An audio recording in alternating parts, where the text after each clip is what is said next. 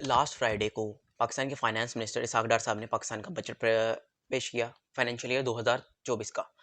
इसके उससे एक रोज़ कबल पिछले साल की रिपोर्ट जारी हुई। मतलब जैसे एक स्टूडेंट है उसके पिछले साल का रिजल्ट आता है, तो इसी तरह पाकिस्तान की इकोनॉमी का रिजल्ट आया एक रोज़ कबल, यानी कि जुमेरात के रोज़। तो उसके ऊपर थोड़ी सी बात करते हैं, देन हम बात करेंगे पाकिस्तान के बजट के बारे में। तो उसके ऊपर बात करें तो पिछले साल की जो जीडीपी एक्सपेक्टेड थी वो थी 5%, लेकिन वो बनी कितनी, सिर्फ 0.29%। ये उससे पिछले साल थी 6.1%, यानी कि हमने नोज डाइव किया है from 6.1% in physical year 2022 to 0.29% in physical year 2023। अब जो जीडीपी होती है अच्छी, वो होती है 4, एवरेज जो होती है वो 4 से 6 के दरमियान होती है, और जो अच्छी होती है वो 6 से अबव होती है, और 4 से बिलो जो होती है वो बुरी होती है। तो हम 0.29% पे। और अब बात होती है जीडीपी है क्या। जीडीपी किसी भी मुल्क में किसी भी एरिया, हम उसको मुल्क की कंसिडर करते हैं। प्रोड्यूस होने वाली सर्विसेज से मुराद, यानी कि जैसे एक टीचर है वो पढ़ाता है सर्विसेज, और दूसरा जैसे लॉयर है वो अपनी सर्विसेज देता है किसी के लिए, और जो प्रोडक्ट्स प्रोड्यूस हो रहे हैं इनका जो मिला के बनता है फ़ायदा या प्रॉफिट, वो सारा से कहलाता है ग्रॉस डोमेस्टिक प्रोडक्शन जीडीपी। अब जीडीपी जो पर कैपिटा है वो 1760 डॉलर से 1568 डॉलर पर आ गई है। पाकिस्तान की इन्फ्लेशन 11.3 जो फिजिकल ईयर 2022 में थी से 29% तक पहुंच गई है। फूड इन्फ्लेशन 37.3% पर आ गई है। एक्सपोर्ट हमारी गिर गई है। इंपोर्ट 65.5 बिलियन यूएस डॉलर से 46.9 बिलियन यूएस डॉलर्स पर आ गई हैं। एग्रीकल्चर हमारा वो नीचे चला गया है, सर्विसेज वो नीचे चली गई हैं, और एनर्जी सेक्टर का तो ये इंडस्ट्रीज का तो ये हाल है कि 2.94% नेगेटिव में जा रहे हैं। और पाकिस्तान का जो करंट डेफिसिट है, पब्लिक डेप्ट है जो, वो 59274 बिलियन रुपीज़ है। यानी कि इस वक्त एक एक शख्स पाकिस्तान का, अगर चाहे वो 6 माह का बच्चा है या 60 साल का बुजुर्ग, वो 2,40,000 से ज़्यादा का मकरूज है। अब ये हैं पिछले स्टैट्स। अब बात करते हैं अगले की। तो पाकिस्तान ने जुम्मे के रोज़ पाकिस्तान के फाइनेंस मिनिस्टर ने बजट पेश किया है 14,461 बिलियन रुपयों का, जिनमें से 7,303 बिलियन रुपए जाएंगे डेप्ट सर्विसिंग में। डेप्ट सर्विसिंग क्या है, यानी कि जो कर्जे लिए हैं उनको ऊपर जो सूद दिया है वो कर्जे में चला जाएगा, यानी कि आप कह लें तो वो तकरीबन 50% से ज़्यादा बनता है। उसके बाद जो दूसरा बड़ा हमारा एक्सपेंडिचर है एज ऑलवेज, वो है डिफेंस का बजट, जो 1804 बिलियन रुपीज़ है। ये बड़े अरसे बाद 103 साल बाद इंक्रीज़ हुआ है, और बड़े अरसे बाद डबल डिजिट्स में इंक्रीज़ हुआ है। 13 to 14% इंक्रीज़ हुआ है। उसके बाद हमारा जो सैलरीज हैं वो 4273 बिलियन रुपीज़, यानी 4,273 बिलियन रुपये। तो यानी कि अगर आप डेप्ट सर्विसिंग, डिफेंस और ये सैलरीज और पेंशन निकाल दें तो हमारे पास बचता क्या है, कुछ भी नहीं।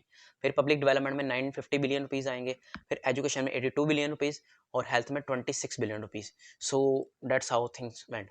अब इसके ऊपर कुछ और चीज़ें जिनके ऊपर हम बात करते हैं, वो ये है कि ग्रेड 1 से ग्रेड 16 के जो मुलाजमीन हैं पब्लिक सर्विस में, यानी कि सरकारी मुलाजमीन, उनकी जो तनख्वाहें हैं वो 35% बढ़ाई हैं, जबकि ग्रेड 16 से ऊपर के जो मुलाजमीन हैं उनकी 30% बढ़ाई हैं। इसी तरह पेंशन, चाहे वो आर्मी की हैं चाहे सिविलियंस की हैं, वो भी अच्छी खासी तादाद में बढ़ा दी गई हैं। तो ये सारा सिलसिला है। अब इसके एनालिसिस के ऊपर बात करते हैं। उससे पहले मैं आपको एक और चीज़ बता दूँ कि ये जो हो गया कि ये हमारा ये है, अब पाकिस्तान आधे से ज़्यादा तो कर्ज़ों में चला जाएगा, तो पाकिस्तान ने बाकी जो है अपने अखराजात हैं वो कैसे पूरे करने हैं, तो उसके लिए पाकिस्तान दोबारा से लोन लेगा, और दोबारा लोन जो प्रोजेक्टेड है वो 24 बिलियन के लोन है। 24 बिलियन के लोन, 5 बिलियन हमें देगा जी जो एक्सपेक्टेड है Saudi Arabia, 4 billion China, 1.5 billion हम बनाएंगे पाकिस्तान के इंटरनेशनल बॉन्ड से, और 2.4 बिलियन हमें आईएमएफ से मिलेगा, और इसी तरह करके बाकी हम 24 बिलियन तक जाएंगे। तो ये बात आपने याद रखनी है। इसको मैं दोबारा वीडियो के एंड पे एक जगह पे को रिलेट करूंगा इसको डेप्ट रिस्ट्रक्चरिंग के साथ।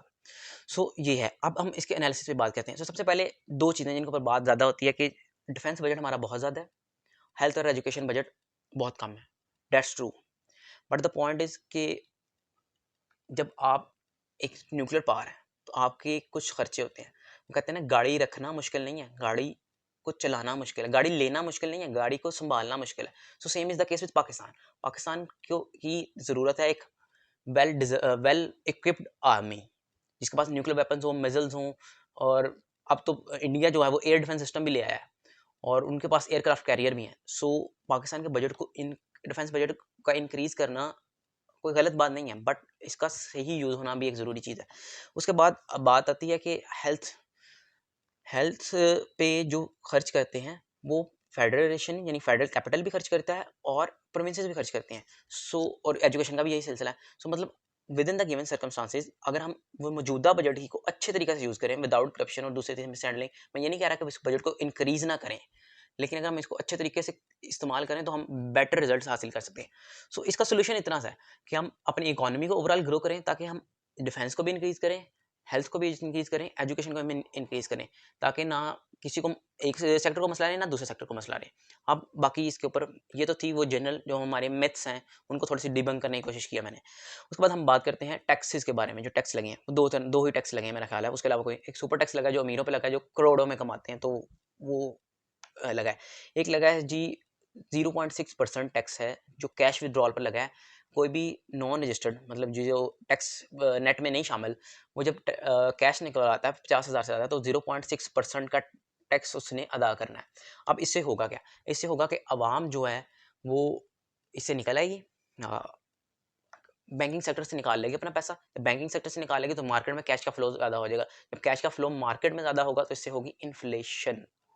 सो ओवरऑल इसका नुकसान होगा। उसके बाद हमारी टाइटनिंग ऑफ बेल्ट्स की बात की गई थी। जब गवर्नमेंट आई थी तो कोई टाइटनिंग ऑफ बेल्ट नज़र नहीं आती। डिफेंस का बजट डबल डिजिट्स में इंक्रीज़ कर गया है।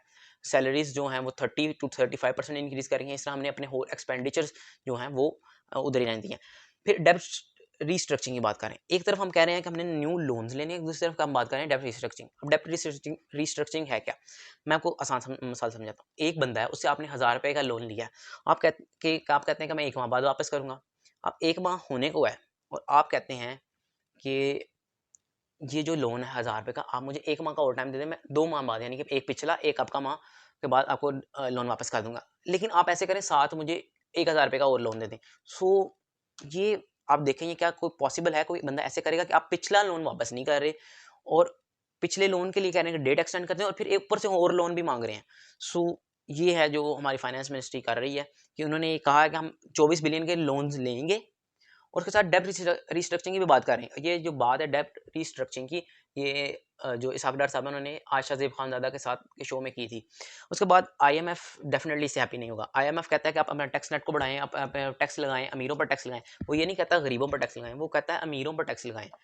तो इन्होंने तो टैक्स लगाया ही कोई नहीं, वही लगाए हैं जिनका उल्टा फायदे के बजाय नुकसान ही है। उसके बाद 3.5% जीडीपी इन्होंने एक्सपेक्टेड बताई है अगले साल के लिए, जो कि एक्सपर्ट्स के अकॉर्डिंग ये एक ऐसी डिजिट है जो अचीव ही नहीं हो सकता। आप 0.29% से एकदम 3.5 पर जंप कर ही नहीं सकते। So it was not possible. So अगर एक सिंगल लाइन में इसको कंक्लूड करना चाहें इस बजट को, सो हम इसके बारे में कह सकते हैं एन इलेक्शन बजट। इसके अलावा इस बजट में कुछ नहीं है। इलेक्शन के लिए ताकि लोगों को एक रोजी पिक्चर दिखाई जाए कि भाई आपने घबराना नहीं है, वोट आप हमें दें, आपकी तनख्वाहें बढ़ा दी हैं, फलां कर दिया फलां कर दिया। But how it is possible to do this, ये सवाल है। आप कह देंगे मैंने खर्चा करूंगा एक फंक्शन पर 1000 रुपया, आपकी जेब में ही 500 है तो आप 1000 कहाँ से खर्च कर लेंगे? तो पाकिस्तान का मसला ही है। पाकिस्तान और ये एक बात की जाती है कि पाकिस्तान को कुछ आउट ऑफ द बॉक्स करने की ज़रूरत है कि इकोनॉमी के लिए ये कर दे, चेंज कर दे, फलां कर दे, करप्शन वालों को पकड़ ले, फलां कर दे। दो काम कर ले, एक अपना टैक्स नेट बढ़ा ले और दूसरा एक्सपोर्ट ओरिएंटेड अपनी इकोनॉमी कर ले। So it would be more than enough कि आप अपनी डगर जो है ना वो एटलीस्ट सीधी कर लेंगे। बनिस्बत आप कहेंगे जी फलाने को पकड़ के उसको जेल में कर दें, उससे पैसे निकलवाएं, लेकिन पहले ये तो कर लें जो ज़रूरी है। सो ये बजट कोई इकोनॉमी के लेवल पर कोई होप लेकर नहीं आया, बल्कि एक अजीब सा बजट है जो पिछले बजट्स की तरह ही है।